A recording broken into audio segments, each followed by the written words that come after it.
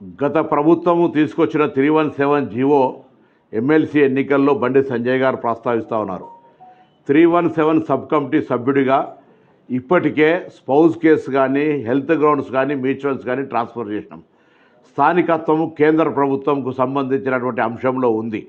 దానికి సంబంధించి రాబోయే శాసనసభ సమావేశాల్లో ఈ అంశాన్ని కేంద్ర ప్రభుత్వానికి నివేదిస్తూ జోనల్ మార్పులకు సంబంధించిన నివేదిక ఇవ్వబోతా ఉన్నాం. నిరుద్యోగులారా, ఇది తప్పకుండా కాంగ్రెస్ పార్టీ ప్రభుత్వం చేసే బాధ్యత. మీకు ఎన్నికలకు ముందు హామీ ఇచ్చినాం 317 సమస్య పరిష్కరిస్తామని. ఈరోజు కూడా మా మీద విశ్వాసం ఉంచండి. ఇప్పటికే దాని మీద దామోదర్ రాజనరసింహ గారి నాయకత్వంలో శ్రీధర్ బాబు గారు, నేను 317 కమిటీ ద్వారా అనేక సమావేశాలు ఏర్పరచుకొని మీ సమస్యల పరిష్కారానికి, ఉద్యోగుల సమస్యల పరిష్కారానికి మా బాధ్యత నిర్వహిస్తూ ఉన్నాం. కాబట్టి ఇటువంటి అంశాన్ని, సున్నితమైన అంశాన్ని ఎన్నికల్లో రాజకీయాలకు ఉపయోగించుకునేటువంటి పట్ల అప్రమత్తంగా ఉండండి.